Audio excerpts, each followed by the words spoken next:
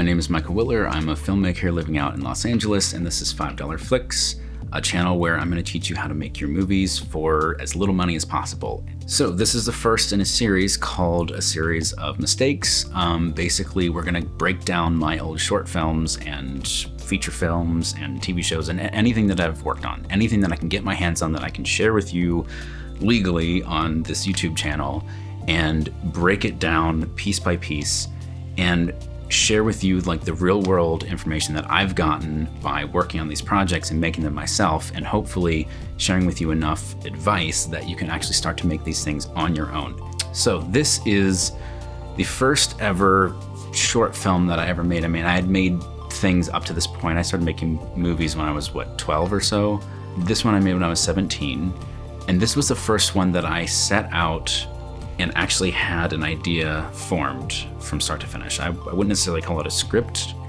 I didn't know what I was doing back then. Let's start with that. Like, I really didn't know anything about anything, but I knew that I wanted to tell a story. I was going through a really dramatically emotional period in my life. Not really gonna get into that, but suffice it to say, I had a lot going on in here and I needed to express it. Let's watch. I shot this on an old DV camcorder. And if I had to use one word to describe the tone here, it would be melancholy. And I'll share the full short on this channel. It might get taken down because I stole the music from Tool, a song called Wings for Marie. And so it might not survive the censors, but I'm going to play this on silent here at least so we can watch a little bit of it. And that is me when I was 17 years old and acting, in quotes. The first thing I want to say here is that I had no idea what I was doing. I didn't know anything technical about lighting, about framing, about telling a story structure, any of that stuff that you learn in film school, basically. And I don't say that as a brag. I say that to contextualize what we're watching, because this is rougher on the edges. But, like, what's blue water? Like, why is there... I think I was trying to establish that there's kind of an otherworldly thing going on here. But I'm laying the threads for the story that I'm trying to tell. Why is there milk in the microwave? I don't know.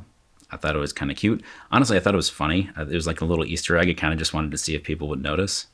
I don't know that it necessarily meant anything, but my little sister was operating the camera for me in the shots that I needed the camera to move and couldn't do it myself. And this was just the two of us. This was just me and her. I'm sure it's impossible to tell. So this short had a very, very simple idea, as a feeling that I wanted to express. And it's about to kick in.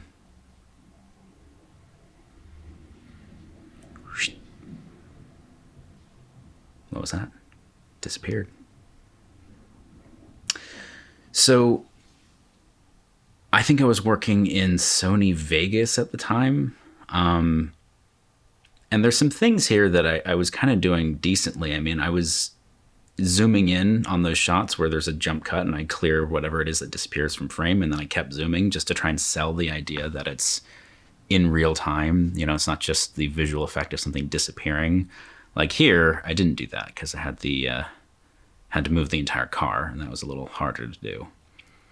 But we'll break down a lot of the behind the scenes stuff going on here in a second. But what I want to do is explore why I made this as it's playing. I was expressing a deeply felt emotion that I couldn't verbalize. And I think that's important, especially as we get deeper into this series and I start working on shorts later in my life that wasn't the case. You start seeing how the storytelling suffers. And even though this is obviously like rudimentary and it's not technically impressive. Shot that shot from my next door neighbor's house across the street. And there it is, Chekhov's picture frame. I told this story from an incredibly instinctive place. And as rough around the edges as it was, I had one thing for this project that I had never had up to this point. I had a mentor, somebody who was guiding me through the process of making this short, and specifically feedback that I had never had before. I'd never made a movie without or with somebody looking over my shoulder and saying this works and this doesn't. And I'll tell you, the original version of this, in case you can't hear the music for this, if there's some kind of licensing issue, I use the soundtrack that is it's all just cut to a song. There's no diegetic sound at all. It's just Wings for Marie by Tool, which I edited together to fit the timing of everything. And then he loses the only thing he seems to care about. Gives a little bit of perspective. I made that short and I took it to my mentor at the time, as teacher. I was taking basically a videography class. And I asked him for feedback. I said, like, here it is. What do you think? And this was fucking terrifying for me. Like, I did not have any experience with getting feedback from somebody before. I didn't even know what to expect. And I was certainly sharing something that was deeply personal. And so it was hard to fathom how it was going to be received. The original version of this had a voiceover. I had written a voiceover for everything that was sort of some kind of, honestly, I don't remember what it was, but it was basically a really on the nose description of his feelings as this is all going on. And it ruined it. It was extremely on the nose. And the feedback I got was basically, why don't you try a version without it? Why don't you try a version without it and see how you like it? And I think that's incredibly valuable because from my point of view, I had this vision of how it was supposed to be and like, this is it. And this is my artistic voice and I'm just gonna, it's just gonna go out there. I'm gonna make this, and I put a lot of work into it. But sometimes your first impression of something is not necessarily the best impression. Sometimes getting feedback from somebody who knows more than you do, or somebody who just has a different perspective than you do, can help you start to judge your own work more objectively. I'm not saying that you need to take everybody else's advice. Certainly don't do that. But get that feedback. That was like the number one thing I learned from this was get some feedback. I took the voiceover out and he gave me a couple other technical notes. Like I started learning a bit about screen direction. Like when he was walking up the stairs, I had shot it initially from downstairs and showed him walking up, and then shot the next part later when he comes back down from downstairs again. There was some kind of weirdness with the screen direction that he was like, if you just did it the other way around, we'd understand that he's going up to the ground floor or whatever. More of those he called them buddy shots, where you walk into the camera and then walk out the camera on a cut. He said, you did that once and it was great. You should do it more than that. It helps the style. It keeps it more consistent. And so that helped me identify that you can come up with thematic choices throughout the entire short, and use them to emphasize your vision. So looking back on this, it's important to see, like, I made this in a vacuum, almost completely, except for my mentor. I mean, I was at home, I was by myself, except for my little sister doing some of the shots with zooms or camera moves that I was in.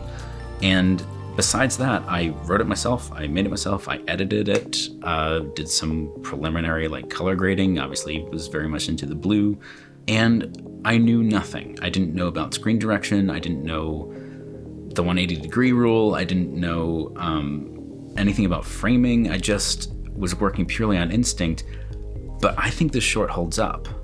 I mean, obviously it's dated, it looks dated, but if I shot this again myself now and basically just followed it shot for shot, I might take out some of the sillier elements like the blue water and the milk in the microwave, but if I made this again, I would be happy with the result because it is an incredibly simple realization of a deeply felt emotion. And I think when you take those two elements and you make whatever it is that your story is, if you boil it down to something that is deeply felt and simply executed without too much fluff around it, or like the voiceover, for instance, in my original version, which was terrible, you can get something that will hold up over time. And by the way, shorts that are down the road in this very series do not. Like they do not hold up over time, I don't think. And I can break down why, but this, I'm still happy with this, 13 years later. Like, I was a kid and I made this thing and I still relate to that. I think I left the picture frame I think I left the photo in the picture frame unidentified on purpose, because really it's metaphorical. It's not necessarily about that exact photo. It's about something you care about that hurts you, and so you put it aside and you try to ignore it. You try to go about your life as though it's not even there, and sometimes you don't realize how important something is to you until it's gone. At the end, he is afraid of losing that picture when he sees everything else disappearing from his life, and he goes to find the picture and understands how important it is to him again, and loses it because I was in a darker place at the time. I don't know that I would tell the same story now. I'm not the same person now, but it was something that I felt, and I went out to make it. And the second most important lesson from all of this is that I did reshoots. And I hated the thought of doing that. I was desperately against reshooting anything. I had this idea in my head. I think part of it for me is that a lot of this filmmaking is instinctive, and it's something that I will be struck by inspiration and I'll go out and I'll just do it. I'll just do it tomorrow. Like if I had an idea like this, honestly, this was a little bit like that. I mean, I had planned this channel to a degree, but I wasn't intending to shoot this video today. I have work I'm supposed to be doing right now, but inspiration strikes and I just follow it when I can. And in this case, I was working through inspiration and I was just telling the story, and then I got notes back and he said, you should do some reshoots. Not the whole thing, but some. Some of it's not clear. For instance, the shot where the car disappears, initially I shot it from head on. And so like if this is your frame, and the car is in frame here facing the camera, and I'm walking kind of this way away from the car, or maybe like this way, the car disappears, but I was facing kind of towards it in the original shot, and he says it's not clear that he didn't see the car disappear. You need to make it really obvious that his back is to the car. And so I switched to across the street, looking literally at the back of the character, and had the car disappear again. And I reshot some of those things, and it is better for it. And I have to tell you, I had to swallow my pride and admit that I hadn't nailed it in the first try. And I'm not saying you're always going to want to reshoot stuff, and I still loathe the idea of doing reshoots, mostly because it does feel like that artistic inspiration has ebbed by the time you are going to do some reshoots, but sometimes it's the best choice. And so really the takeaway there is like, yes, follow your inspiration, follow whatever it is that you feel deeply. That's your story. Whatever it is that you are the only person in the world who can express, to use this camera and go out there and tell the people out there what it is that you're feeling and what you're going through. That is where you should start.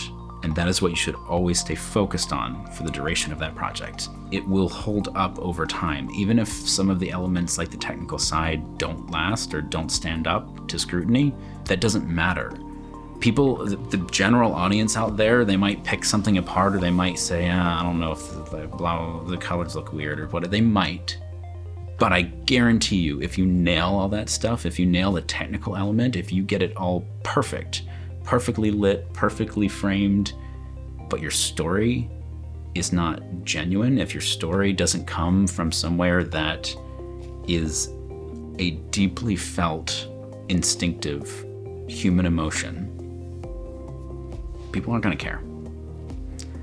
And I'm not saying that all art is about making people care about what you did. Sometimes it is just expression, but movies are supposed to be entertainment too. And I'm not going to sit here and pretend that movies are a pure art form, because they're not. They are art and entertainment intertwined. They're meant to live together. They're meant to coexist in the same expression. And you can have bits and pieces of both in everything that you make. But the point is, if you don't start from something that is deeply felt, it's not going to hold up. I promise you that. And I say that because I have done that many times. And I think I did this right on this short. Whatever else about it that doesn't hold up on a technical level, I think I got the heart of it. I got the heart and soul right. So the next video that I'm going to do in this series is my first ever feature film. And holy crap, did I learn a lot. Holy shit. That could be an entire series on its own. I'm going to try and keep these as pithy as possible. Obviously, I talk a lot, but that one has 1,000 different pieces of valuable experience that I took forever. I took forever to learn, and I took with me into the next several years of my life making movies. What would I send you away with for perspective? What is the best takeaway for this short? Start with what you feel. Start with what you feel here and what you know, and don't let anything else that you don't know or don't understand stop you from telling your story. And when you make your first draft, call it a first draft and show somebody that you trust and get their feedback. If you challenge your perception, your perspective, you can make something even better. You can make something that will hold up over time. I guess I have to do the YouTuber thing of like, subscribe. I'm going to be making more of these. I have at least 20 videos in this series alone. I have plans for other things that I want to do on this channel that are related to this. It's all going to be filmmaking, and it's all going to be about helping you actually go out and make something that you can do on your own to get your story told. So I will see you next time. Thanks.